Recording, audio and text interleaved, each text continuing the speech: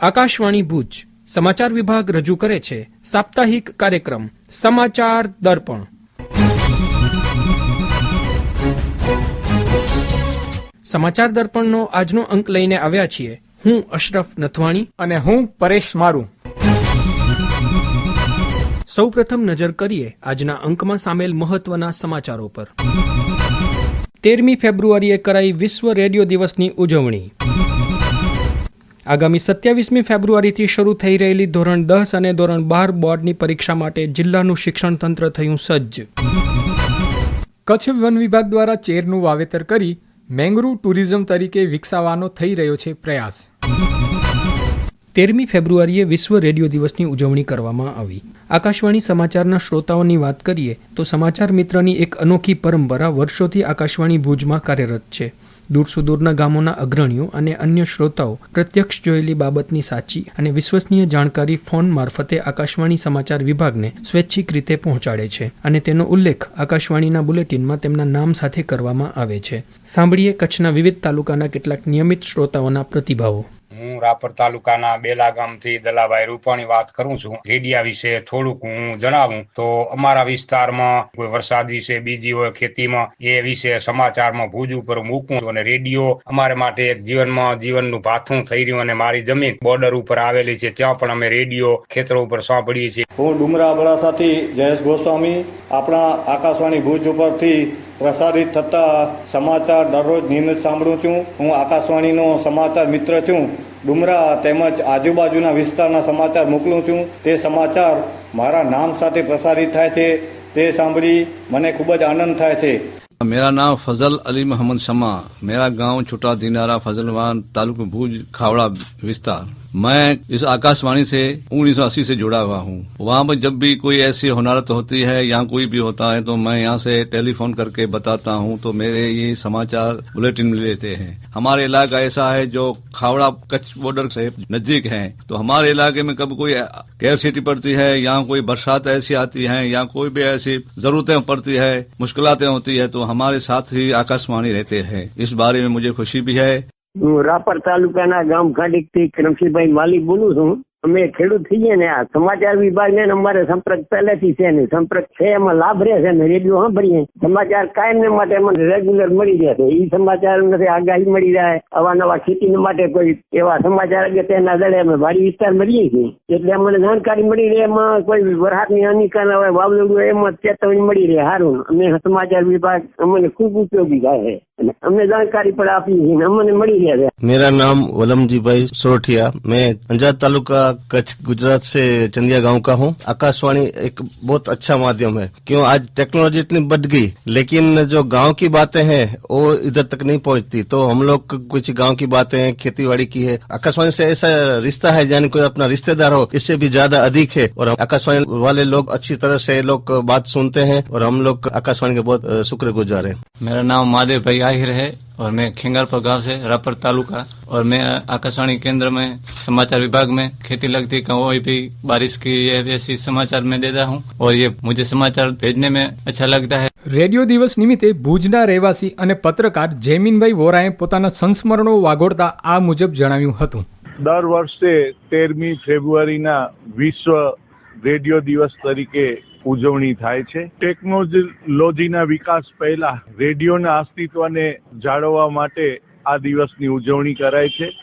13 November 2011ના દિવસે UNESCO ખાતે મળેલા 36મા અધિવેશનમાં આ દિવસની ઉજવણી કરવાનું નક્કી કરાયું હતું અને પહેલું લંડન ખાતે 2012માં 13મી ફેબ્રુઆરીના આનો કાર્યક્રમ યોજાયો હતો, સેમિનાર થયો હતો જેમાં કઈ રીતે રેડિયોના વિકાસને લગતી અલગ અલગ વર્ષોની થીમ નક્કી કરાઈ હતી. આજે જ્યારે મોબાઈલ અને ટીવીના યુગમાં જ્યારે રેડિયોનું અસ્તિત્વ ધીમે ધીમે ઘટી રહ્યું છે ત્યારે શોખીનોમાં તેનું મહત્વ આજે પણ એટલું જ અકબંધ છે. જેમ કે હું આજે પણ એમના દિવસ દરમિયાનના જે મુખ્ય સમાચારો, ગીતો છે અને જે ઘણા બધા કાર્યક્રમો છે જે સાંભળવાને મજા આવે છે એ હું આજે પણ એટલો જ એનો ઉપયોગ કરી રહ્યો છું. અને ખાસ તો એ જમાનામાં કે રેડિયો જ્યારે વસાવો એ એક સ્ટેટસ લેખાતું અને એના માટે લાયસન્સ લેવું પડતું. અને ભુજમાં ખાસ કરીને કોમેન્ટ્રી સાંભળવાના રસિકો હતા ને, ત્યારે એ રસિકો ત્યાં નાગરચકલામાં એક મીઠાઈની દૂધની દુકાન હતી, ત્યાં ઓસ્ટ્રેલિયા નો રેડિયો ઉપર આવતું કોમેન્ટ્રી, પાકિસ્તાનની, તો લોકો ત્યાં સ્કોર સાંભળવા જતા અને કોમેન્ટ્રી પણ સાંભળતા. એટલે એટલો બધો એનો ક્રેઝ હતો એ સમયમાં રેડિયોનો. અને રેડિયોનું મહત્વ અહીંયા આપણે પેલા નજરબાગ હતો, ત્યાં પણ એનું ખાસ કેન્દ્ર એટલે રેડિયોની સાંજના સમય પ્રસારિત કરવામાં આવતા બધા કાર્યક્રમો અને લોકો આનંદથી માણતા અને સાંભળતા. એ સમયે કાંઈ પણ ભૂકંપ બાદ તમામ વસ્તુઓ ખોરવાઈ ગઈ હતી. જનજીવનને થાળે પાડવું, એને લગતા લોકોને માહિતી મેળવવી, કઈ રીતે શું, તે સમયે રેડિયો બહુ જ ઉપયોગી સાબિત થયો હતો. કારણ કે પાવરના નાના તે સમયે તો ઘણી બધી શોધ થઈ ગયેલી હતી, ટ્રાન્ઝિસ્ટર અને નાના રેડિયો, પોકેટ રેડિયો.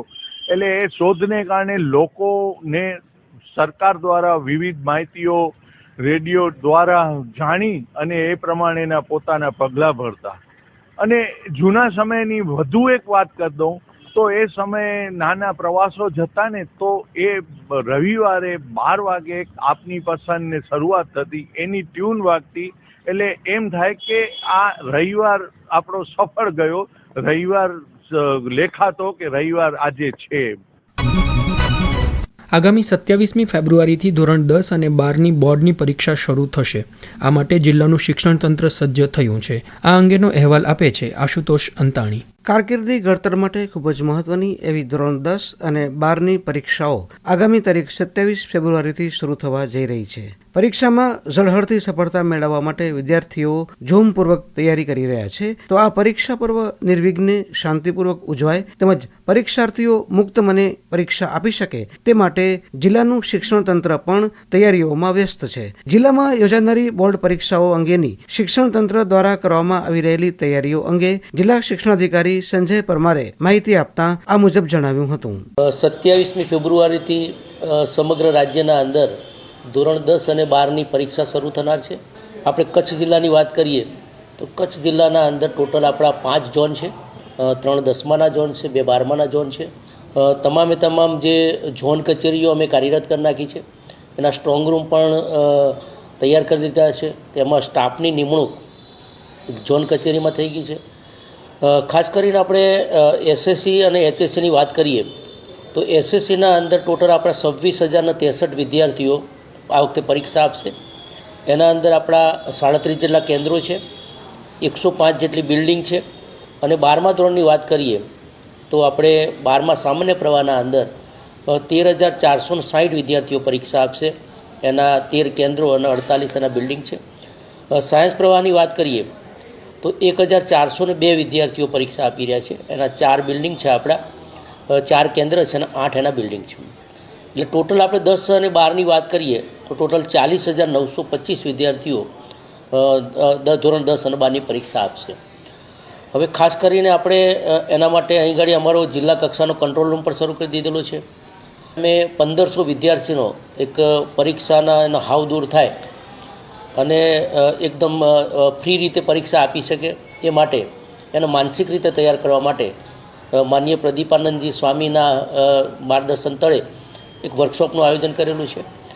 એનું યુટ્યુબ પ્રસારણ એ આખા જિલ્લાના બાળકો લાઈવ સાંભળી શકશે, વાલીઓ પણ સાંભળી શકશે. ખાસ કરીને આ વખતે અમે પરીક્ષાની તૈયારીના ભાગરૂપે 4 પ્રી બોર્ડ એક્ઝામનું આયોજન અમે કરેલું છે. 3 પ્રી બોર્ડ એક્ઝામ અમારી હમણાં પૂર્ણ થાય છે અને 4થી પ્રી બોર્ડ એક્ઝામ એ વિદ્યાર્થીઓ જાતે ઘરે ગૃહ કાર્યમાં લખશે. ખાસ કરીને વિદ્યાર્થીઓને માર્ગદર્શન મળી રહે જે તે વિષયનું, એ માટે આ વખતે અમે જિલ્લા શિક્ષણાધિકારી કચેરી દ્વારા યુટ્યુબ ચેનલ શરૂ કરી છે.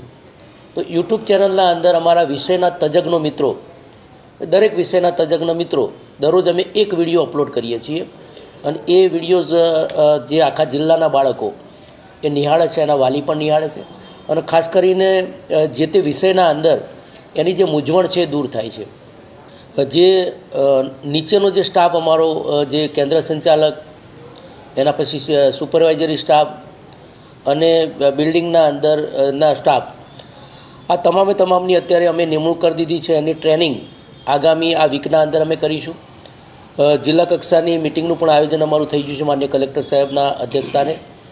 અને ખાસ કરીને આપણા 13 જેટલા અતિ સંવેદનશીલ કેન્દ્રો છે, ત્યાં પણ પેરામિલિટરી ફોર્સ માટેની અમે માગણી કરી દીધેલી છે. પોલીસ બંદોબસ્તની પણ માગણી થઈ ગઈ છે.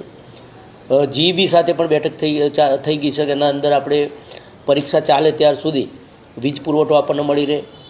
એસટી ખાતાના અધિકારીઓ સાથે પણ અમે ચર્ચા કરી લીધી છે. હેલ્થની ટીમો પણ દરેક કેન્દ્ર ઉપર હાજર હશે. એટલે સંપૂર્ણ તૈયારી અમારી થઈ ગઈ છે. ખાસ કરીને આ વખતે એવું બનતું હોય છે કે જે વિદ્યાર્થીઓ છેલ્લી ઘડીએ પરીક્ષા કેન્દ્ર એના ભળતું નામ હોય તો બીજા પરીક્ષા કેન્દ્ર ઉપર જતા રહેતા હોય છે. આ વખતે અમે લોકેશન બેઝ બનાવેલું છે, એટલે એના લોકેશન અમે એને રિસિપ્ટ સાથે આપી દઈશું. એટલે પરીક્ષા કેન્દ્રના અંદર લોકેશન સાથે એ જશે ને એને બીજી જગ્યાએ ફરવું નહીં પડે.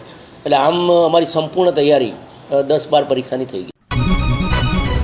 ગુજરાત ખૂબ લાંબો દરિયા કિનારો ધરાવે છે, જેમાં ચેરના જંગલો દરિયાકાંઠાના રક્ષણમાં ઢાલ જેવું કામ કરે છે. અંગ્રેજીમાં મેંગ્રોવ અને ગુજરાતીમાં ચેરના નામે ઓળખાતી વનસ્પતિ એકમાત્ર એવી છે કે જે દરિયાના ખારા પાણી અને કાદવિયા જમીનમાં ઉગે છે. આ જંગલો દરિયાના તોફાની મોજાથી થતું કાંઠાનું ધોવાણ થતું અટકાવે છે. ગુજરાતમાં ચેરિયા વન વિસ્તારમાંથી 70% જેટલો ચેરિયાનો વન વિસ્તાર કચ્છમાં આવેલો છે. કચ્છમાં લખપત અને અબડાસા વિસ્તારમાં વન વિભાગ દ્વારા ચેરનું વાવેતર પણ કરવામાં આવી રહ્યું છે. કોરી ક્રિકમાં પડાલ બેટ ખાતે વન વિભાગ દ્વારા ચેરિયા વાવી અને ત્યાં મેંગ્રોવ ટુરિઝમ તરીકે વિકસાવવા પ્રયાસો કરવામાં આવી રહ્યા છે.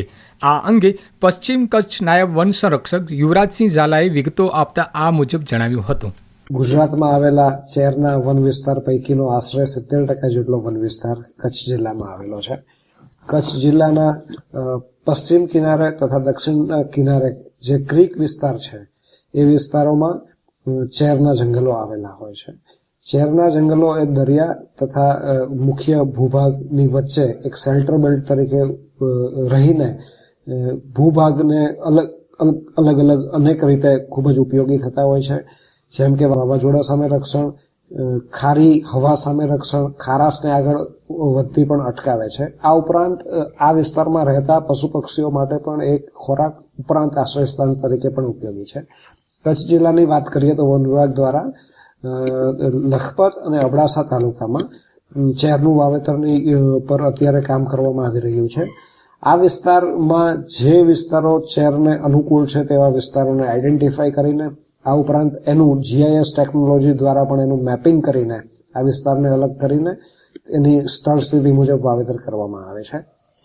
કચ્છની વાત કરીએ તો કચ્છમાં કુદરતી રીતે જોવા મળતા એબિસિનિયા મરીના પ્રજાતિના જે ચેર છે એના સિવાય અન્ય પ્રજાતિ કે જે રાઇઝોફોરા મ્યુક્રોનાટા અને સિરિયોપ્સ ટગલ એ બંનેના સીડ પણ કચ્છના અખાતના અન્ય વિસ્તારોમાંથી લાવીને અહીંયા વાવેતર કરવામાં આવી રહ્યા છે.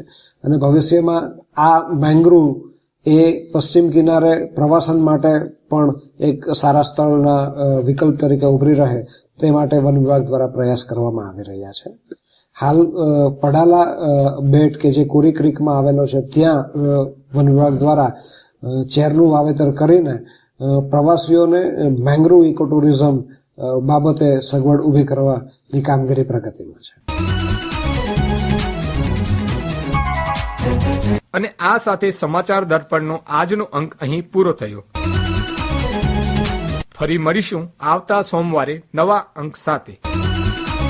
સંકલન રજૂઆત અશરફ નથવાણી અને પરેશ મારું.